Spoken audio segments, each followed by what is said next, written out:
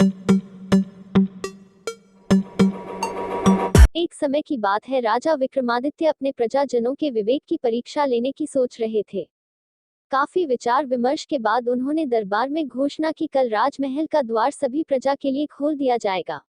प्रजा जिस वस्तु को सर्वप्रथम हाथ लगाएगी, वह वस्तु उस व्यक्ति का हो जाएगा। तय समय के अनुसार ऐसा ही हुआ, राजमहल का द्वार खोल दिया गया।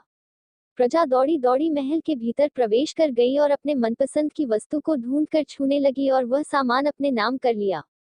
लोग ढूंढ रहे थे सबसे मूल्यवान वस्तु जो हो उसे प्राप्त किया जाए। राजा विक्रमादित्य इन सभी प्रसंग को देखकर मुस्कुरा रहे थे। प्रजाजन बहुमूल्य वस्तु को प्राप्त करने की लालसा में व्यस्त थी। दरबारी जन इन कारनामों को देख रहे थे, साथ ही विक्रमादित्य के मुखमंडल को भी ध्यानपूर्वक देख रहे थे। अचानक उनमें से एक नौजवान राजा विक्रमादित्य की तरफ बढ़ा और राजा विक्रमादित्य को अपने हाथों से स्पर्श किया। तय शर्त के अनुसार राजा विक्रमादित्य अब उस नौजवान के हो गए थे। विक्रमादित्य उस नौजवान के विवेक पर मुस्कुराने लगे। जब विक्रमादित्य स्वयं उस नौजवान की हो गए तो उनकी सारी संपत्ति उस नौजवान की संभवतः हो गई थी। जनता इस वाक्य को देखकर ठगासा महसूस कर रही थी, क्योंकि नौजवान ने अपने विवेक से राजा विक्रमादित्य को प्राप्त कर लिया था। साथ ही उनकी सारी संपत्ति पर नौजवान का अधिकार हो गया था।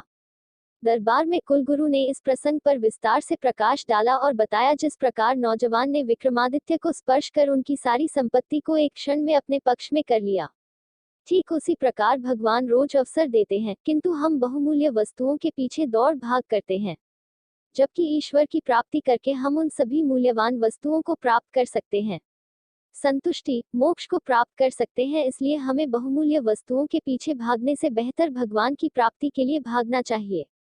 इस कहानी की नैतिक शिक्षा: मूल्यवान तथा भौतिक वस्तुओं की प्राप्ति क्षण भर के लिए होती है। यह सांसारिक है, जबकि ईश्वर की प्राप्ति पालौकिक है। इस संसार में सुख तो मिलता ही है, साथ ही परलोक भी सुधरता है।